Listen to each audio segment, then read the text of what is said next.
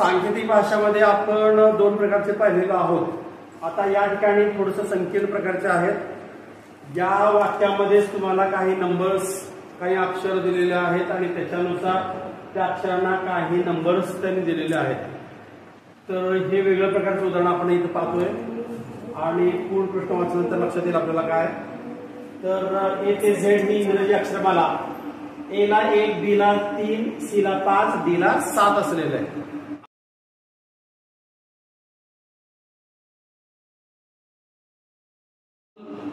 जे काही मुळाक्षरे आहेत किंवा जे काही इंग्रजी वर्णमाला आहे त्याच्यामध्ये ए च आपल्याला माहित आहे 1, बी च 2, सी च 3 या पद्धतीनं आहे. लक्षात येतं. पण त्यांनी थोडंसं वेगळं दिलंय. थोडंसं आपण संबंध बघूया काय आहे.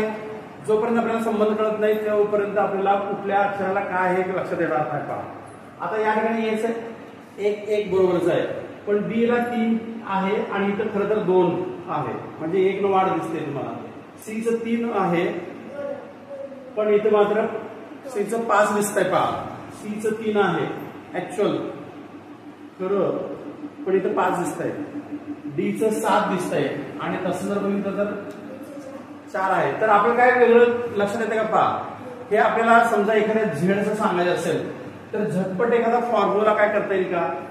यांचं जर तुम्ही बघितलं 4 आणि 7 मध्ये हे जर याची दुप्पट केली तर काय होतं 8 आणि 1 वजा केलं तर 7 येत आहे. बरोबर आहे. तसं 3 दोन्ही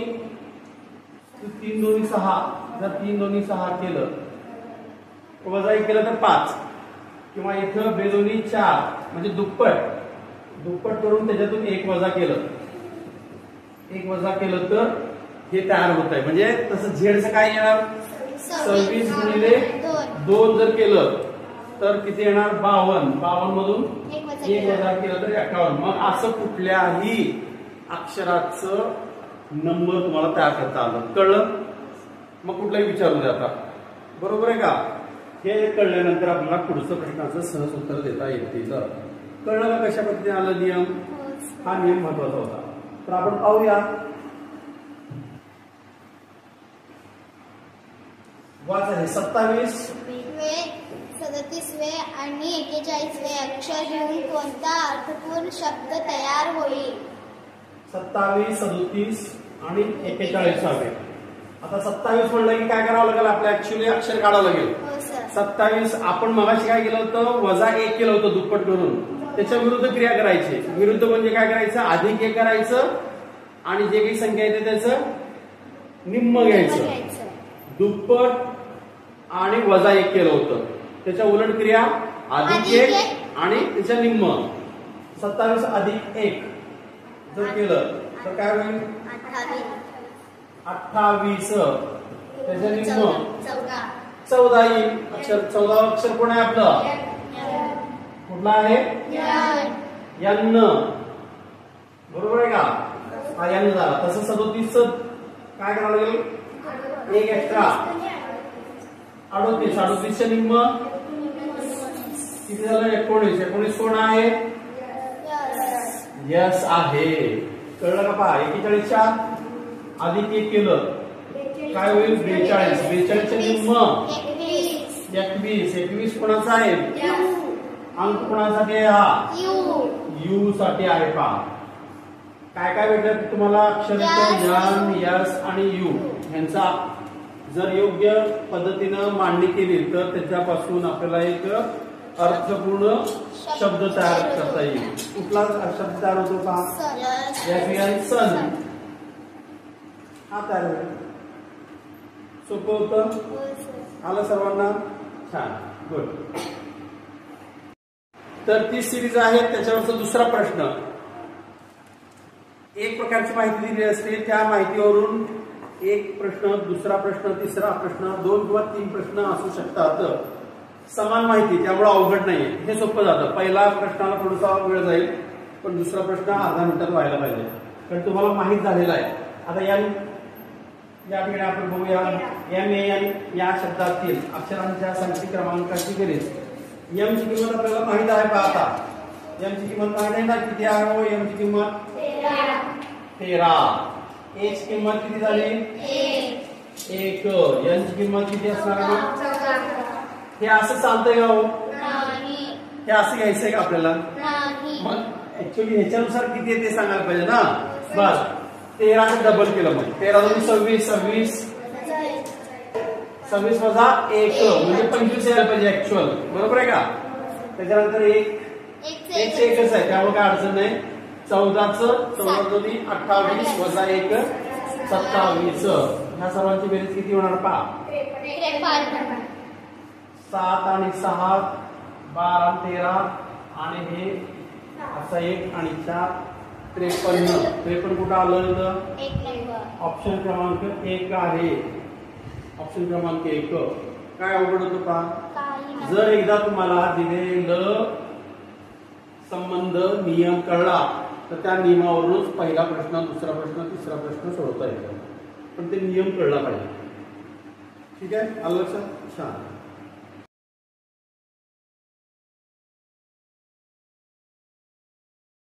बघूया तिसरा.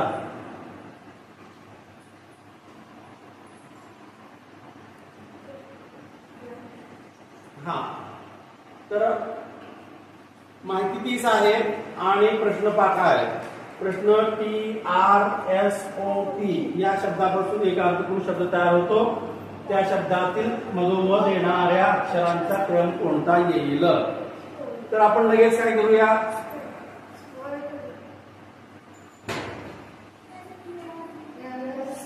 काय शब्द तयार होतोय लगेच SPORT स्पोर्ट. आणि मधोमध कोण आहे त्याच्या O हे अक्षर आलेलं आहे. आता O म्हणजे आपला जो अनुक्रमांक आहे सरळ तो किती आहे O चा 15 आहे. 15 चं काय करायचं मग दुप्पट 15 2 30 वजा 1 केलं 29. इथं ऑप्शन 29 ज्या ठिकाणी 29 ऑप्शन असेल तर ते उत्तर या ठिकाणी येणार. लक्षात आलं. 29 कळलं का.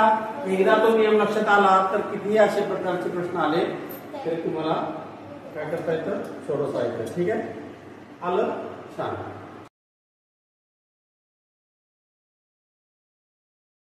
पुढचा प्रश्न नवीन प्रश्न पहा. एका संगणक भाषेत जर मॅट हा 47 आणि पेन हा 46 असेल तर पॉट काय येईल. काय कोणाला सांगता येईल. अकरावाडा सांगता येईल का तुम्हाला. सर्व अक्षरांचे अंक माहित आहेत. त्यांचा अनुक्रमांक माहित आहे. पांढरे हा रोहिणी सांगते. चला M पाठीमागून क्रमांक घ्यायचा आहे. म्हणजे M ची किंमत खरं तर किती आहे 13 आहे सरळ. A ची किंमत 1 E ची किंमत 20 आहे.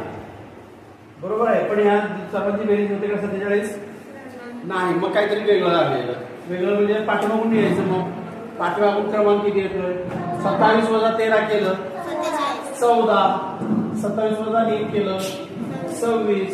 27 वजा 20 केलं 7. ह्या तिघांची बेरीज काय येते का पहा. 6 4 10 आणि हे 40 आणि 7 47 होतोय. बरोबर आहे. संबंध लक्षात आला. नियम लक्षात आलं. पाठीमागून अनुक्रमांक घेतलाय ABCD चा. बरोबर आहे. पाठीमागून तो कसा काढायचा माहिती आपल्याला. 27 वजा करायचं. तसं आता PN 46 तसंच असेल. खरं बघायची काय गरज आहे का पहा. नाहीतर परत एकदा कन्फर्म करूया आपण. P ची किंमत 11 पाठीमागून. E ची किंमत 22. L ची किंमत हे आता पाठीमागूनच घेतोय तुम्ही डायरेक्ट. बरोबर आहे का. ह्या सर्वांची बेरीज किती होते पहा. बेरीज किती येते 46 येणार. बरोबर आहे. आता पॉट साठी P चं ओरिजिनल अनुक्रमांक सांगा. P चा सरळ सरळ. त्याच्यानंतर O चं 15 आहे. T चं पाठीमागून जर बघितलं तर 27 वजा 27 27 मधून 16 जर केला तर किती येते 11. 27 मधून 15 जर केला 12 येते. 7 येते. ह्या सर्वांची बेरीज करता येते का पहा. 7 2 9 9 10. 10 म्हणजे 0 हातचे 1 1 2 3 30. 30 कुठं आहे का ऑप्शन मध्ये आपल्याला दिलेलं पर्याय क्रमांक 1 मध्ये तुम्हाला दिसलेलं. हे पण काय हे नॉर्मल होतं. सांकेतिक भाषा म्हणजे हे काही अवघड नव्हतं. पाठीमागे हे या पद्धतीचे उदाहरण आपण सोडवलेलं. त्यामुळे हे काही अवघड नाही. हे झालेलं आहे. चला पुढचा प्रश्न बघूया आपण.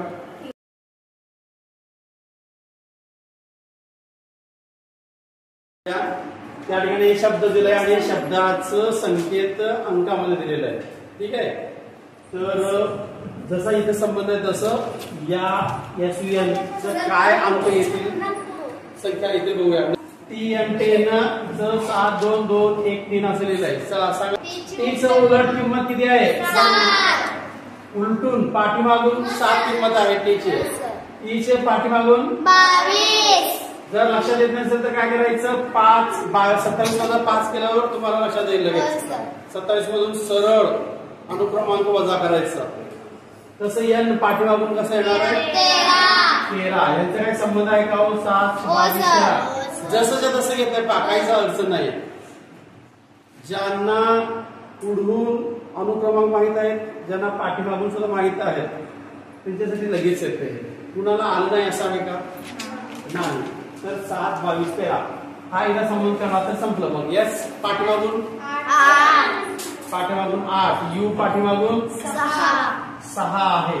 N पाठीमागून 13 असणार. 8 6 13 पाहिजे. मग पर्याय क्रमांक 4 हे 8 6 13 पर्याय क्रमांक 4 हे उत्तर बरोबर आहे.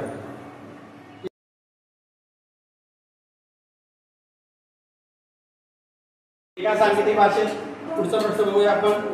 रॅट हा शब्द कसा लिहितात 42 असा लिहिला तर त्या भाषेत डॉन हा शब्द कसा लिहिला जाईल पहा. RAT चं 42 कसं होतंय.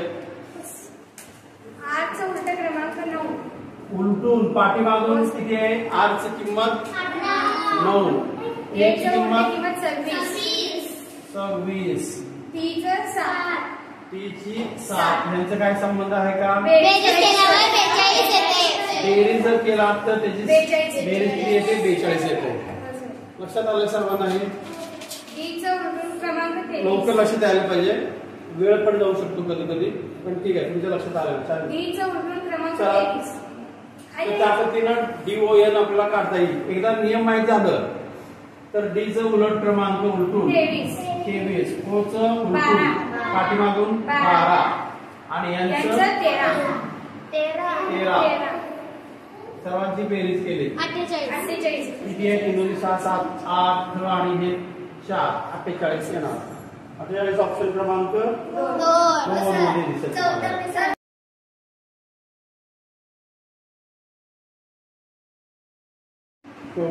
हा हे अध्याय सांगते. चला एका सांगितलं भाषेत E बरोबर 2 2 2 झाला येतो बघा. E बरोबर 130 S बरोबर 520. तर त्या सांगितली भाषेत G बरोबर किती सांग.